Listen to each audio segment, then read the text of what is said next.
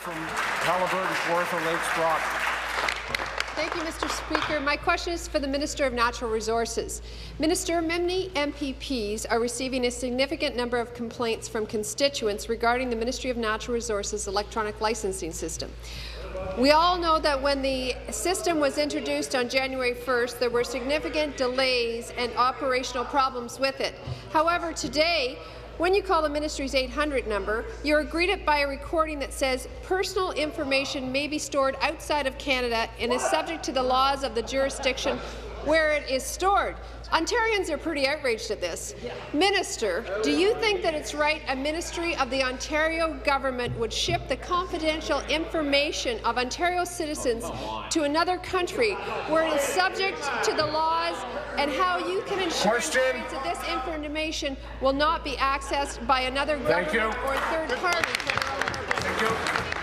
Well, thank you very much, Mr. Speaker. Indeed, Mr. Speaker, we are rolling out a new, modern system that will make it easier for anglers and hunters to get their licenses, and we've been working through some of the challenges associated with that, and I think it's working in a very positive way.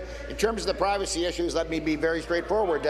We take privacy issues obviously very, very seriously. We've raised those concerns with the company and reminded them of their obligations to protect Ontario's privacy. We also have built extremely tough protections into the company's contract.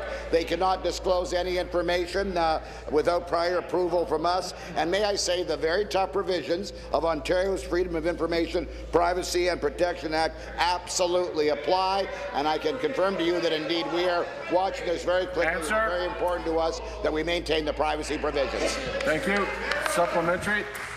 Well, Minister, since your 1-800 recording says that the personal data is collected for purposes of identification, enforcement, research, marketing, administration, pretty much covers everything, and you claim that this personal and confidential information is being protected, so why does the Ministry have this disclaimer on the 1-800 number, which again says personal information may be stored outside of Canada and is subject to the laws of the jurisdiction where it is stored, not Ontarians? So will you cancel this contract and ensure that this data is retained in Ontario, or do Ontarians have to live with this bad decision?